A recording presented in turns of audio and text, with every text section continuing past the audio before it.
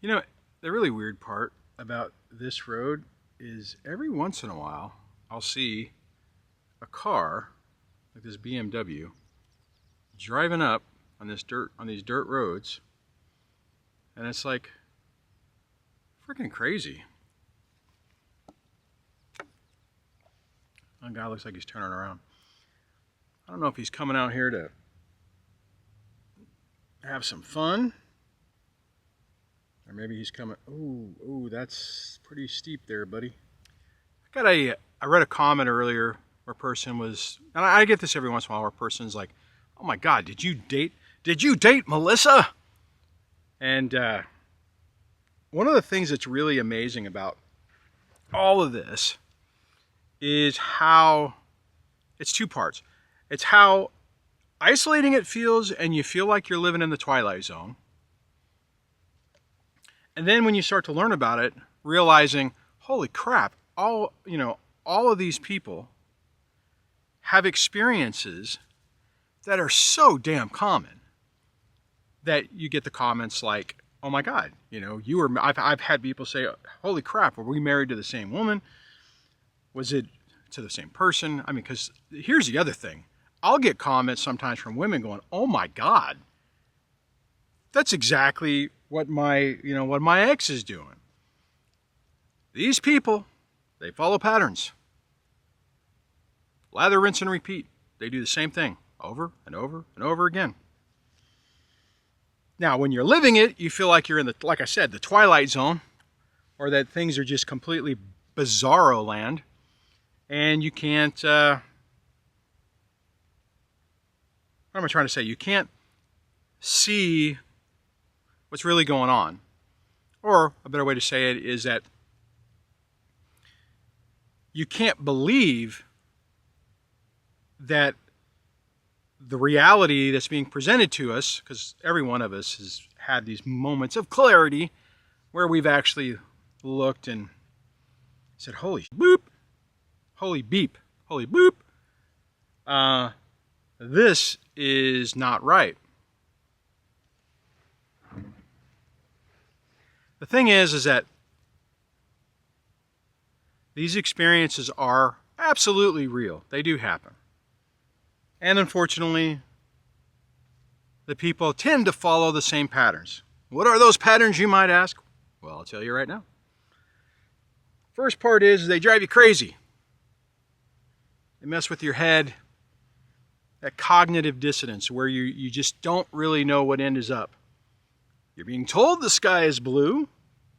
I'm sorry, let me back up. What I mean is, you're being told the sky is purple, and you're looking at it and you're going,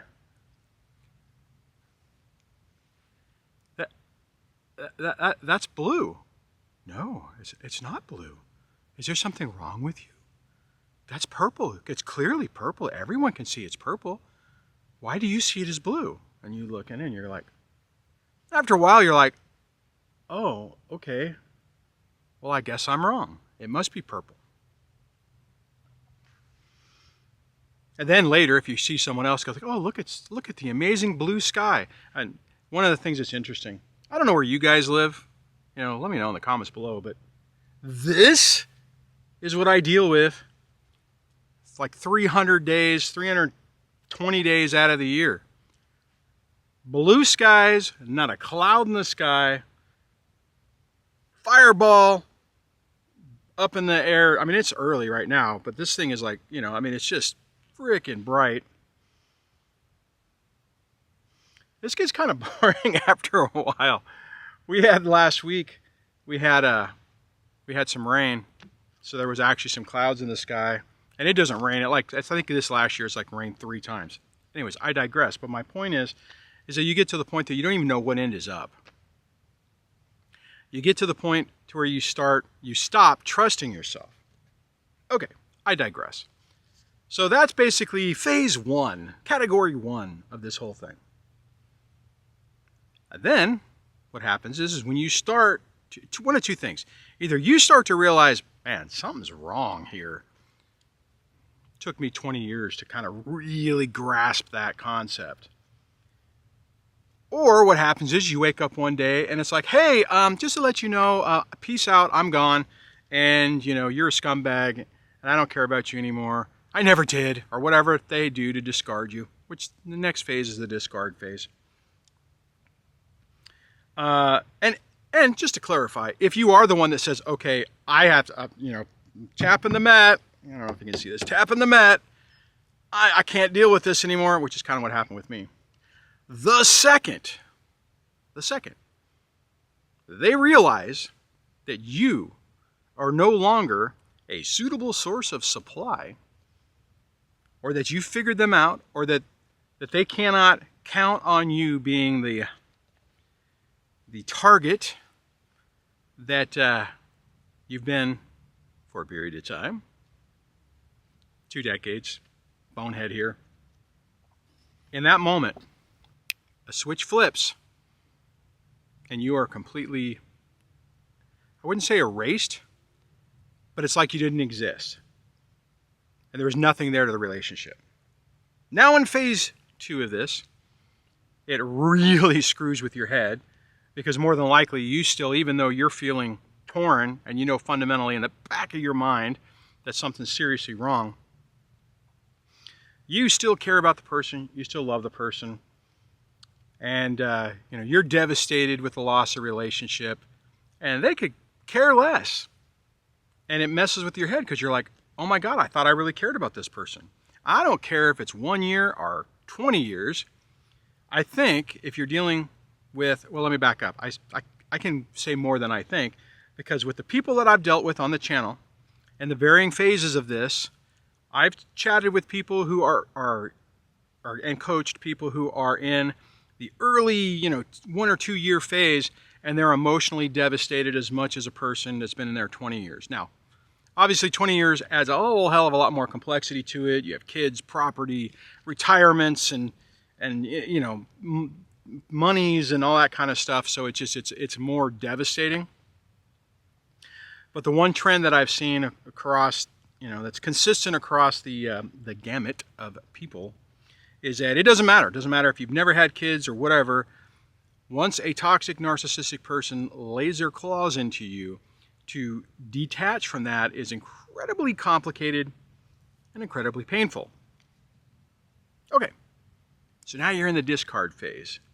And here's the really fucked up part. Here's the really messed up part. You start to okay, I'm starting to see this. I understand what's going on. And you realize, oh, okay, I got this person kind of figured out. What's phase 3 on this? Phase 3 is the smear campaign. That's where you either find out directly or indirectly, most of the time it's indirectly by people who are known as flying monkeys, that you are being reported as a toxic, abusive, either physically or emotionally, financially, or all three, abusive person. They're going around saying, oh, you just don't understand how this person was. And more than likely what's going to happen with you is you're going to be like, what? What the? I'm the one who's been emotionally abused for 1, 5, 15, 20 years. And you're like, what the hell? You might even have this moment where you're like, wait a minute, that's not right. That's my position. I'm the victim here. Just to throw this out here, you want to get out of the victim status as fast as possible, because although the victim status is validating, because there's a period of time where you realize you have to go through that phase where you realize, holy crap, this stuff is real. But you don't want to be there too long, because it keeps you attached to a toxic person and it stops any growth. You freaking just, parking brake on, rocks under the tires, or chucks under the tires so it won't roll, and you ain't moving nowhere. You are stuck. Stucky McStuck. And again, I talk about that from experience, because I was Stucky McStuck for a long time. And just to throw this out here, you will have a period of time where you will justify it. I justified it because that piece of garbage human had destroyed my life, destroyed my future, taken all my money, basically just knocked me down in the dirt, and I was unable to move. It was like I really, for a while there, felt like I was just sitting in a car, idling, not able to go, or whatever. Like the transmission was blown out, and the engine would run, but you couldn't actually go anywhere. Couldn't go backwards, couldn't go forwards. Hell, I couldn't even roll. That's a really tough spot to be in, right? So then the next phase from that, moving on to 4, is when you start kind of like realizing, oh, okay, I can't really fight a smear campaign. It's not worth it to try to, if someone's going to believe the bull that's being said about me, it doesn't matter. That person's just, you kind of look at it almost like a gift, like, oh, okay, Bill over there, who I thought was a friend of mine, is actually a piece of garbage and believes, let me back up. Turning around and saying, it's like, oh, okay, you've decided not to side with me, so you're a piece of crap. Okay, that's a little over the top. Sometimes you have to do that to deal with it, I guess. But here's the reality. If Bill starts saying, I can't believe you're such this person, and let's say you even try to say, look, this is what's going on, and they're like, nope, I don't believe you. I believe Susie. Susie is a beautiful little butterfly. Or Billy is such a strong man. Whatever the deal is, right? Take that as a thing to say, okay, this person doesn't believe me for whatever reason. They don't have my best interests at heart. I don't need to surround myself with people who are basically trying to knock me down. And you don't want to get to the point where it's like, F you, I'm going to deny you having me in your life anymore. What I mean is don't do it in anger. Just kind of say, okay, you know what? I need to take a break and limit who has access to me or has access to my environment. Okay. So you start to realize this. You start to wean these people off. Inevitably, their toxic ex is going to ramp things up. This is where the Hoover kind of comes in. And maybe, sometimes they don't, right? Don't get me wrong. Sometimes the person will just move on, completely treat you like you're a non-human, and just let you sit there and stew with that. Most of the time, somehow they come back. Somehow they're like, oh, just thinking of you. Or what'll happen is when they hear that you're moving on, either you have a new relationship or it's like they just hear that you're happy and it's like, oh, wow, did you see Tommy? Me being, or whatever, I'm not going to talk myself in the third person. That's weird. Did you hear that Tommy's doing really great? And they're like, ooh, Tommy can't be happy. I've decided that, they need to be miserable for the rest of their life. How can they not be still miserable? And then they'll reach out and they're like, oh, I have your records. Would you like your records back or something? And the whole point is to try to get you to get sucked or get them sucked back into your mind. If you have kids, they will then use the kids. Something, either they'll directly talk to you and say, oh, I was just letting you know that I was talking to little Timmy. And little Timmy says he wants to burn everything down and chop people up with the chainsaw. Gotta go, bye, right? And then you're like going, holy crap, It's just to get an reaction out of you and try to get you basically re-engaged. Don't fall for it. Please don't fall for it. Okay. So, you're up to this phase. And you're like, holy crap, this is just psycho. And the sad part about all this is every time this crap happens, you're just, you have a tendency to backslide because you're like, oh my God, is this ever going to end? Is this always going to be like this? Okay, the reality is they're always going to be like that. You, on the other hand, can grow. You can mature. You can elevate out of this and get your life back. You may not feel like it at the time. You might be looking at it going, I hear a motorcycle or something. You might be thinking that, oh my God, this is never going to end. But it does. We change. We realize what we're dealing with. We modify our interactions with them. We look at our own reactions more clearly. And as a result of that, you get your life back. Now, it's not all rainbows and butterflies. It's tough. It's really tough. And there's times where they're going to take their bunny little finger and they're going to go boop right in your eye. And you're going to be like, oh God, I didn't think that was going to happen for the 27th time. Here's the deal though. After a while, when you've been working on this and you're working on yourself and you're really growing and you're dealing with the past traumas and you're dealing with the childhood wounds and you're dealing with the PTSD to the point where it doesn't happen anymore, there'll come a point where when these things will happen and you'll be like, wow, it's almost like a technical exercise. It's like, oh, wow, that's interesting. I was wondering what they were going to do next. That was, okay, that's a unique thought process to hang that left and then do a U-turn and then do a 90-degree turn, whatever, I'm just saying, that's kind of where I'm at now. There are some things that have happened where I'm just like, well, that's an interesting one. That's an interesting turn of events. Some of it's directed at me, some of it's not. But it's to the point now where I just don't care. You get to the point, and it's not giving up, and it's not giving them a pass on anything. What it is it's you get to the point where you're like, oh my God, I'm so sick of this person being stuck in my mind and dealing with this and the effing drama. I'm just sick of it. And you come to this realization over time. It took me about 3 to 4 years. And even then I still had some struggles with it, but at that point I think I got to the point where I'm like,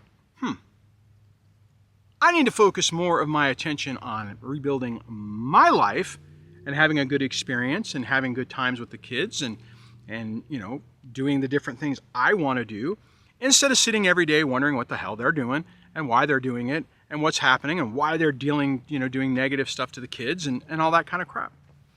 That's a very transformational, I don't know, you pick the word you like, time, because you change how you interact with everything.